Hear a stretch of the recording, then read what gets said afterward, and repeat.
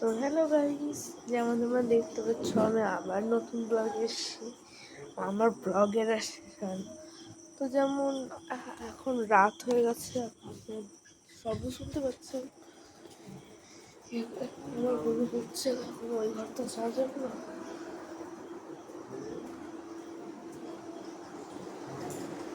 এই তোমার মা একটু ব্লগে হাই বলতে দাও, একটু ব্লগে হাই বলতে দাও। ভালো দেখাচ্ছে না তো। আর আমি এফেক্ট দিয়ে দেবো একটা। এফেক্ট দিয়ে করতে হবে। আরে এমনি রেকর্ড হয়ে গেলে এফেক্ট দেওয়া যাবে। তো যেমন দেখতেই পারলে মার পোজ দিতে ভালো গেলাম। তো এটা 3 ধরনের ফল আছে, কাঁচা কলা, পাকা কলা। আর বাইরে তুমি তো মনে হয় চেনো, কাজল। ও কাজল, চেনো তো তোমরা? দাঁড়াও, দেখো নি তোমরা।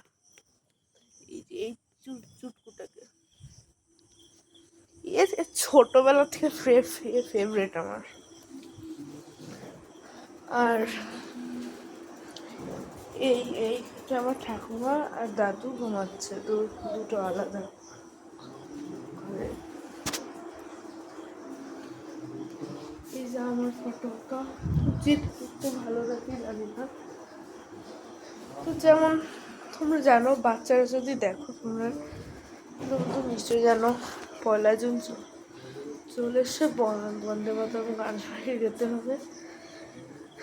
যার প্র্যাকটিস করতে গেলে গলা শুকিয়ে যায় আমার।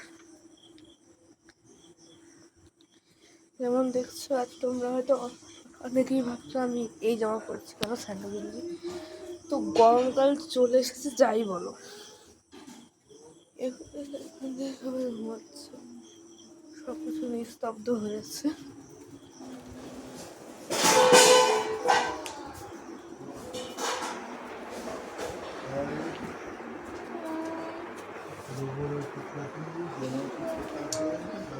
তোমাদের একটু জিনিস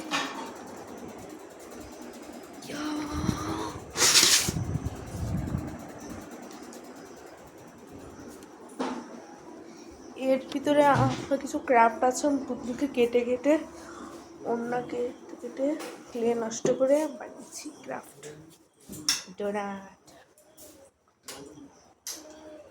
মা এখন রুটি করতে বসেছে, রাত্রে আমরা রুটি খাই। This is my Pinky. পিছনের চুল নেই, তাই বসিয়ে দিচ্ছি। আরেকজন আছে কোথায়? কি বাবা, কিটা এটা দেখানো যাবে না। এই যে এটাই সব থেকে সুন্দর দেখতে পারলাম। এই যে আমাদের মহারানী সাহেব।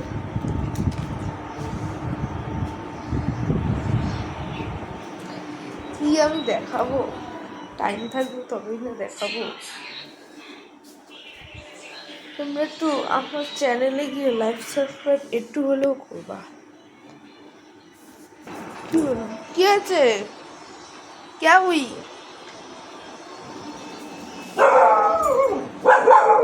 কেউ হয়তো বাইরে আছে,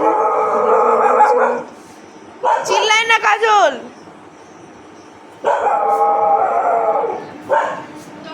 এত গলার সুর। আচ্ছা আসলে মেয়ে কুকুর তোমাদের মনেই হবে, এত জোরে চিল্লায়। তো যেমন দেখতে পাচ্ছ আরেকজন চলে এসছে। এই যে সবাই ভালো। তো আজকের মতন আমি এখানটাই ব্লগটা শেষ করছি, টাটা।